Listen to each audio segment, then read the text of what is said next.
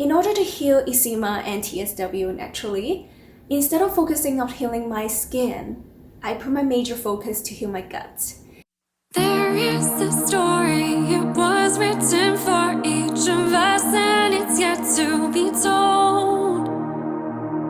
Hi everyone, this is Kim and welcome back to my YouTube channel. Today's video is gonna be about how I am healing myself naturally, healing eczema and TSW without medication as a nutritionist. And before I started, just want to let you guys know there's no one diet fits all. And I know a lot of healed TSW or eczema warrior out there may have different recommendation in terms of what you should eat or what you should not eat. So take what you resonate, because we all have different food allergies, sensitivities, and food triggers as well. Depends on your body, relationship with food, make adjustment. But I hope that overall this video will bring some insights to you guys to see what you guys can incorporate more, or what are some of the potential food triggers that you may have in your current diet. For those of you who have watched my previous videos may know that I started my journey about 2 years ago. And the reason why I decided to stop using antihistamine and topical steroid was because they weren't doing anything to me anymore.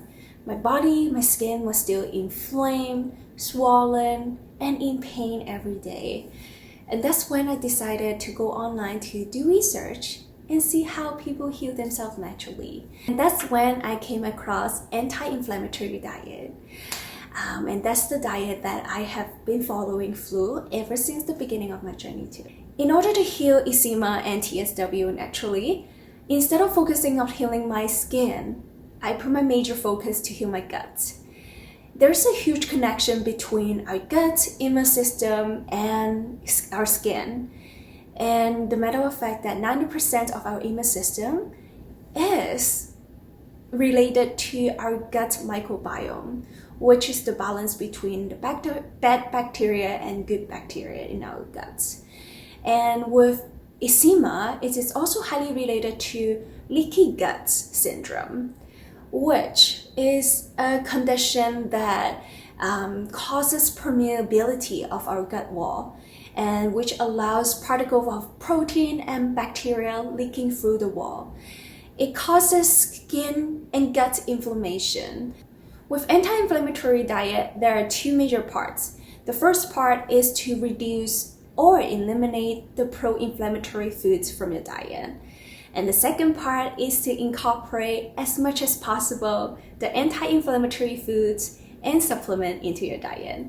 So to begin with, let's go ahead to talk about what are the foods in our diet that can cause inflammation in our gut and our skin.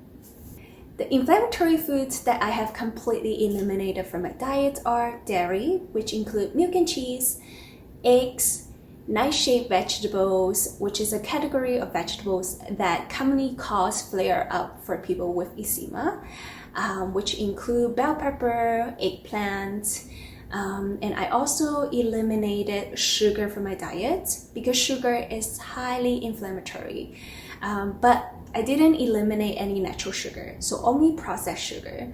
I avoid having things like baked goods, cake, cookie, pastry, and I also eliminated refined oil from my diet, which are canola oil, sunflower oil, vegetables oil. And last but not the least, I also completely eliminated gluten from my diet. The major reason is I developed gluten allergy a few months before TSW. But for anyone who would like to heal your gut, especially naturally, I will highly recommend trying to lower or cut out dairy and gluten from your diet, because these two food groups are highly inflammatory for anyone who are trying to heal their guts. And for people, for example, who have IBS, dairy and gluten are often common triggers. I also cut out shellfish, kiwi, and mango from my diet, as recommended from my Chinese doctor a long time ago. For all these foods, the reason why I am still completely eliminating them from my diet is because I try to reintroduce them when my skin become a little bit stable, and they do cause inflammation and really obviously itchiness at night. But there are a few foods, including eggs, potatoes, and milk. I do realize that they're not causing flare up for my skin, but I do try to minimize my milk consumption and replace it with plant-based milk option because of lactose intolerant. The food that I try to avoid are processed, prepackaged, canned foods because they are highly processed and contain chemicals that may cause inflammation in our guts and our body. I also avoid having deep fried food and also with red meat as well. I do have red meat occasionally, so that way my body is absorbing enough iron. But I do realize that one time after having a lot of red meat at night with a barbecue, my skin was extremely itchy at night. So I do tend to avoid having red meat in my diet. Moving on, we're going to be talking about the anti-inflammatory foods that I have incorporated in my diet. And for those of you who may be feeling a little bit overwhelmed right now, feeling that it sounds like a lot of sacrificing to do, a lot of foods to eliminate from your diet, I would say, for starters, if you feel like you're not ready to commit to making huge changes yet, I would highly recommend starting your first step with incorporating more anti-inflammatory food in your diet, which can help with healing your body, lowering inflammation, and also boosting your immune system. So to begin with, for anti-inflammatory diet, it consists of a lot of fresh whole foods, which including different colors of fruits and vegetables. The more the merrier. The reason why is different colors represent different vitamins, minerals, and our body needs all of them in order for our body to heal, for our organs, our gut to heal. So definitely recommend eating the rainbow. I don't know if I can make an animation of like. And second of all, healthy fats. Some of you may have already heard about omega-3 fatty acid, and a lot of people recommend taking them as a supplement in order to boost your immune system. Incorporating omega-3 fatty acid in your diet, things like fatty fish, nuts and seeds if you're not allergic to nuts, and then seeds, for example, things like flaxseed, hemp seed, chia seed, and also with avocado.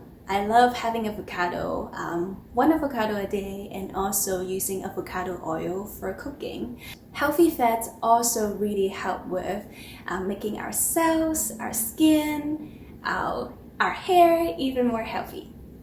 And last but not the least, here are the supplements that I have been taking daily. And for supplementation, you may realize that they are really similar to the anti-inflammatory food that I talk about. And that's because supplement is meant to add on to your diet, but definitely the best form to absorb all these nutrients and vitamins in our body is through natural food sources. But yeah, I have been taking omega-3 fatty acids, probiotics, prebiotics, which prebiotics is basically the food for the good bacteria, probiotics in our body, vitamin D, B12, B vitamins, mainly because people who are vegan or gluten-free are lower. They do have lower in B vitamins consumption. I also love taking mushroom as a supplement. And my favorite is chaga mushroom, which is a really good immunomodulator, translating to helping to regulate and balance your immune system.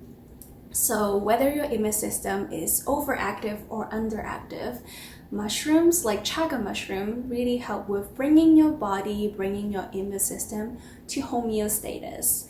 And I also take apple cider vinegar, about 2 tablespoons with water in the morning as well, to help with providing some more probiotics, good bacteria to my body. I'm hoping that with this recommendation of anti-inflammatory diet and the supplements, this will bring some insights for you guys in terms of what you guys should incorporate and to eliminate from your diets.